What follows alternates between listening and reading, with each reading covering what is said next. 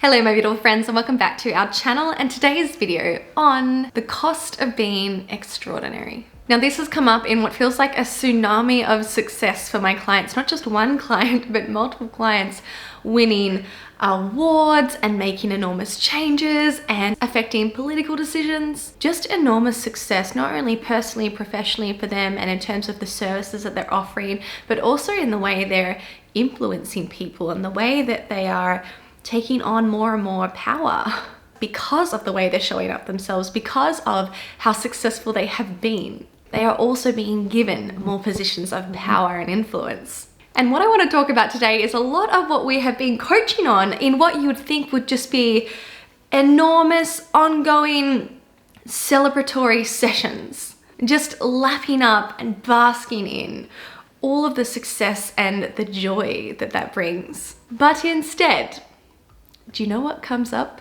The other stuff that comes part and parcel with being successful, with the spotlight that being successful in these ways puts on you, in terms of not only being more visible to a lot more people, but also standing out, not just because you've randomly had the spotlight put onto you, but you've had the spotlight put onto you because you're extraordinary, because you've done something different or groundbreaking. So there are dual challenges here. One with being more visible and two with being different, standing out. And this is what I want to bring to your attention today with this video. That with the goals that you have, with the success that you so nobly want to create, with whatever mission it serves, with whoever it helps, or with whatever kind of person you have to become or you want to become in the pursuit of that, will very possibly, and dare I say, almost with certainty, bring hostility, bring haters, and bring other people who want to tell you how you should have done it instead, or how you should spend these resources instead, or just simply how they think you're wrong or a bad person. Now contrast this to if you were to instead stay ordinary. If you were to instead stay normal, not rock the boat, play it safe, play it small. What you get back from that is this sense of social safety. If you stay really vanilla, it's much more unlikely that you're going to attract, at least in the amount of numbers or in the amount of passion, hostility, haters, or people who are going to tell you how you should do differently. That doesn't tend to happen to us when we stay in the realms of ordinary, when we stay normal. And this is a big conflict for a lot of us, especially if you are a people pleaser. If you are somebody who is conscientious and hardworking, you're perfectionistic, and you just have a mission in life. You have goals that you want to achieve, you have a contribution that you want to make, and extending yourself into your potential matters to you. Then almost by definition, you're somebody who wants to be extraordinary, right? In conflict with wanting to be ordinary, for all the perks and benefits of that, for all the safety that that gives a people pleaser. And this is one of the places where the perfectionism, the imposter syndrome, and people pleasing all converge. And that's why I have become skilled in all of these areas, because they overlap so much in that they're commonly causing conflict and problems as they compete against each other. It creates a lot of drama in our minds. It creates these impossible situations where we want to please everybody and not rock the boat on one hand, but then also we want to show up, achieve our potential, and we know that we're not quite hitting the mark there.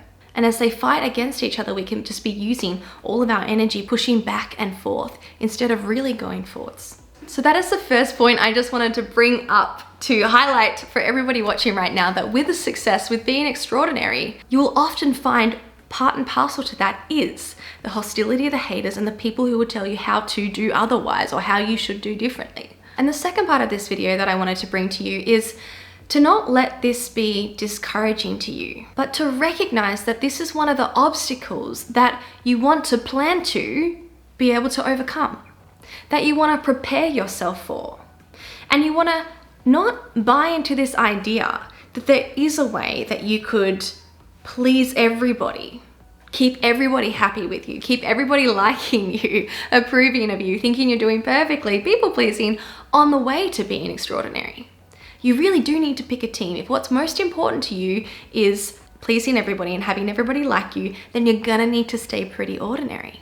You're not gonna be able to be extraordinary. But if you've decided that being extraordinary in whatever way in service or reaching your potential, or extraordinary in terms of the contributions that you make in life or the way that you show up as a person, if you choose to be extraordinary, then let's stop trying to find a way to be extraordinary that avoids having people dislike us or disapprove of us. You're wasting your time. You are not finding a shortcut. That path doesn't exist. Instead, the shortcut is to get comfortable, get yourself, your mindset, your nervous system comfortable with being disliked, with creating this willingness to be disliked, a willingness to be disapproved of. When I work with my extraordinary clients to set out on new paths, new goals, I have them map out their obstacle course. I want them to anticipate in advance what obstacles they're going to meet along the way. And so many of these are mindset obstacles. I want you to anticipate that you will be disliked. I want you to anticipate that you will need the willingness to possibly be disliked on your path to extraordinary. Because then, firstly, you won't panic or think that something's going wrong or think that you need to change direction when that's happened, when you're called to that challenge, when you meet that obstacle. You won't make it mean something that it doesn't. You won't misinterpret it. And two, because then we can start to get to work on transforming you into the person who can overcome that obstacle now. We can start to build those skills together with coaching so that you do have the capacity and the willingness to be disliked. They are skills that we can build within you. They are new mindsets that we can create within you. It's a new sense of safety that we'll create within your nervous system with all the tools and skills of mind management that coaching can offer you. This is my jam.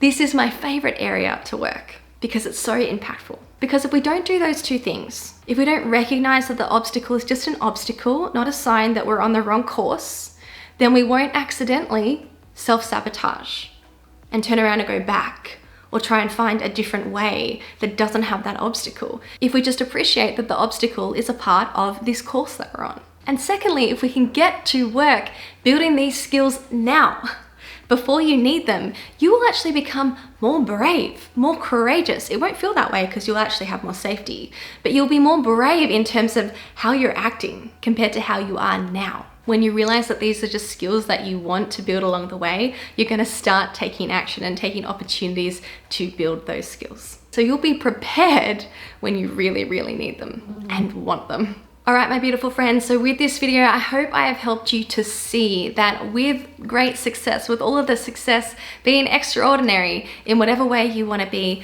comes part and parcel with the willingness to be disliked. That you can hopefully recognize places in your life that you are self-sabotaging, you are slowing yourself down, you are putting the brakes on as a safety measure because you're trying to avoid being disliked. But if being disliked is the price of being extraordinary, then genuine question, is that worth it to you? Is it worth being disliked by people who don't understand the importance of your mission, by people who aren't on the same page, who don't have the same values, or people who are simply committed to misunderstanding you or can't be bothered trying to understand you? If letting people dislike you is the price of your success, do you accept? All right, my beautiful friends, thank you so much for watching this one. And if this is the work that you know you need to do, you have to get into our group coaching program, Dare Darling. This is the content, this is the stuff that we coach on with successful women like you to make sure you're not self-sabotaging, to make sure you're moving forwards, i.e. in the direction towards your integrity. And we coach because it is so human. It is so typical of our human minds to try and get in the way of this process because it feels scary to our minds. We let that fear only be an obstacle on our obstacle course that we choose to overcome. If that's you, if that's how you want to live your life, then join us in Dare Darling, link below. Thank you all so much for your ongoing support, and I will see you in my next one.